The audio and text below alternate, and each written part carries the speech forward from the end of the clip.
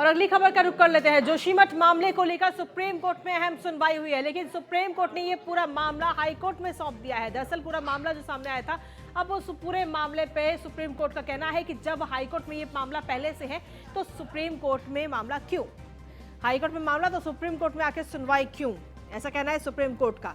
तो जोशीमठ भूतसाव मामले में सुप्रीम कोर्ट में ये अहम सुनवाई हुई है, जहां सुप्रीम कोर्ट ने मामले को हाई कोर्ट में भेज दिया है और कहा है कि हाई कोर्ट में अगर ये मामला है तो आखिर सुप्रीम कोर्ट में सुनवाई क्यों।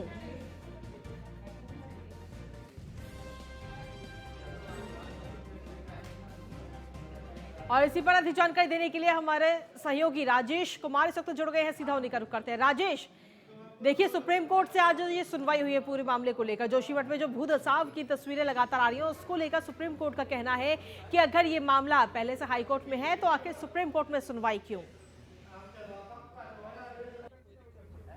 बिल्कुल कृतिका, देखिए चूंकि जोशीमठ की जो हालत है वो बेहद चिंताजनक है और ऐसे में शंकराचार्य अविमुक्तेश्वरानंद ने सुप्रीम कोर्ट का रुख किया था और उनको उम्मीद थी कि सुप्रीम कोर्ट कुछ यहाँ पे अच्छा विकल्प कोई ना कोई देगा, पुनर्वास की व्यवस्था जो है वो की जाए कई मांगों को लेकर, और खासकर राष्ट्रीय आपदा घोषित करने की मांग की गई थी। लेकिन सुप्रीम कोर्ट ने हाई कोर्ट में जाने को उनसे कहा कि आप हाई कोर्ट जो है वो इस मामले को देखेगा। जोशीमठ के हालात को लेकर देखिए पूरे अपडेट भी मैं आपको दूं तो यहाँ पे चूंकि हम इस वक्त मौजूद हैं और लगातार न्यूज़ वन इंडिया जो है वो आंखों देखा हाल भी अपने दर्शकों तक पहुंचा रहा है कि जोशीमठ के हालात कैसे हैं। अगर हम आपको आज के आंकड़े की बात करें तो देखिए 849 मकान ऐसे हैं जिनको चिन्हित किया गया है जो खतरे की जद में है, जहां पे दरारें आ चुकी हैं। सर्वे अभी चल रहा है और उस पे आशंका है कि यह संख्या और बढ़ सकती है। इसके अलावा प्रशासनिक टीम में पूरी तरह से अलर्ट है और लोगों को सुरक्षित स्थानों पर भी पहुंचाया जा रहा है। शासन प्रशासन की भी कोशिश है कि जिन लोगों को दूसरी जगह शिफ्ट किया गया है, सुरक्षित जगहों पर पहुंचाया गया है, उन तक राहत पहुंचाई जाए। तो जोशीमठ को लेकर आज यज्ञ भी किया गया और शंकराचार्य के ही देखरेख में वो यज्ञ हुआ। धार्मिक नजरिए से भी चूंकि जोशीमठ का जो महत्व है वो काफी खास है और पर्यटन के लिहाज से भी जोशीमठ काफी महत्वपूर्ण शहर है, लेकिन आज जोशीमठ अपने अस्तित्व को लेकर चिंतित है। सुप्रीम कोर्ट का रुख शंकराचार्य ने किया था कि यहाँ पे इसे राष्ट्रीय आपदा घोषित किया जाए और पुनर्वास की व्यवस्था उसकी की जाए, लेकिन सुप्रीम कोर्ट ने हाई कोर्ट में जाने को कहा है कि इसकी देखरेख जो है, इसकी सुनवाई जो है हाई कोर्ट करेगा। तो कुल मिला के जोशीमठ में जिस वक्त अभी हम यहाँ पे हैं, देखिए रात में भी प्रशासन पूरी तरह से अलर्ट है और अगर मैं आपको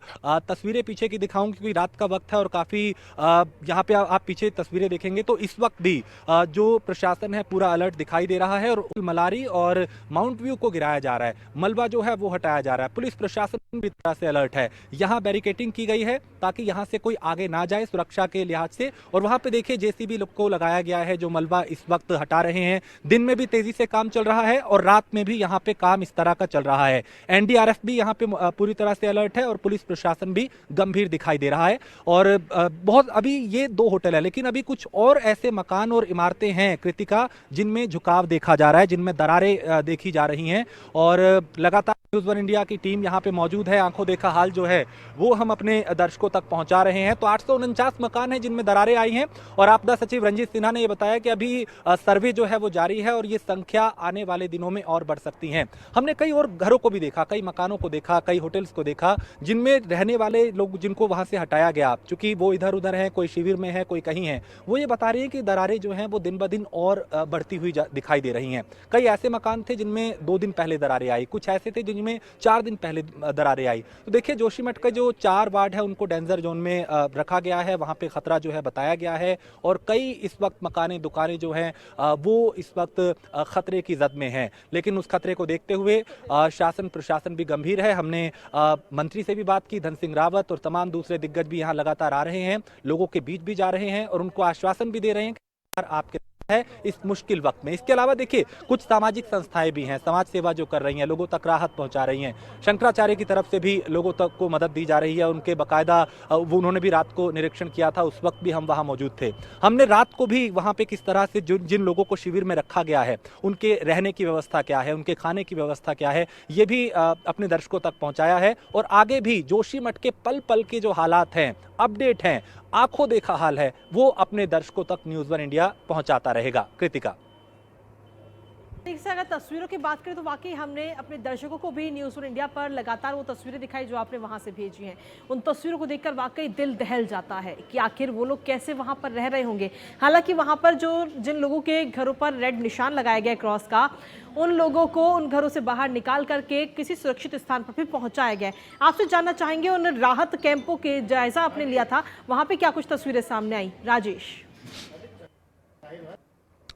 बिल्कुल देखिए कृतिका, जिन लोगों के घरों में दरारें हैं, जिनके घरों को जिन लोगों को वहां से हटाया गया है, विस्थापित दूसरी जगह किया गया है, शिविर में रखा गया है, उनकी आंखों में आंसू जरूर है। वहां की व्यवस्थाएं भले ही कैसी हों, क्योंकि घर सिर्फ ईंट और पत्थर की एक इमारत नहीं होती। घर एक इमोशन होता है, घर एक सपनों का आकार होता है, घर वो होता है जिसमें बचपन होता है, जिसमें जवानी होती है, जिसमें बुढ़ापा गुजरता है। वो घर जब टूटता है या गिरता है या उसे छोड़ना पड़ता है तो बहुत दुख होता है, दर्द होता है। एक बेटी जब उसकी शादी होती है लड़की की, वो अपने घर को छोड़ते वक्त रोती है। एक लड़का जब उसे प्रदेश में नौकरी के लिए जाना पड़ता है तो अपने घर को छोड़ते वक्त भावुक होता है। इस तरीके से यहाँ पे भी हमने तमाम लोगों से बातें की और उनको शिविर में भले ही जिस तरह की फैसिलिटी मिल रही हो वो उससे खुश थे, लेकिन अपने घर को छोड़ने का दर्द और दुख जो था वो हमें दिखाई दिया। हालांकि वहाँ पे रहने के लिए, खाने के लिए व्यवस्थाएं चाक चौबंद थी। प्रशासन लगातार इस मुहिम में जुटा है कि किसी को किसी तरह की दिक्कत ना हो, लेकिन एक अफसोस और एक दर्द और एक दुख जो है वो उन लोगों की आंखों में है। कई परिवार हैं जो अब भी शिविर में रहने को मजबूर हैं और वो सरकार से मांग कर रहे हैं कि उनके लिए व्यवस्था की जाए, क्योंकि उनके बच्चों की पढ़ाई प्रभावित हो रही है। बहुत से लोग ऐसे थे जिनके मवेशी रखने तक की अब उनके पास कोई व्यवस्था नहीं है। तो कई परेशानियां वहां पे लोगों के सामने अभी कृतिका है। जी चलिए, शुक्रिया राजेश तमाम जानकारी देने के लिए।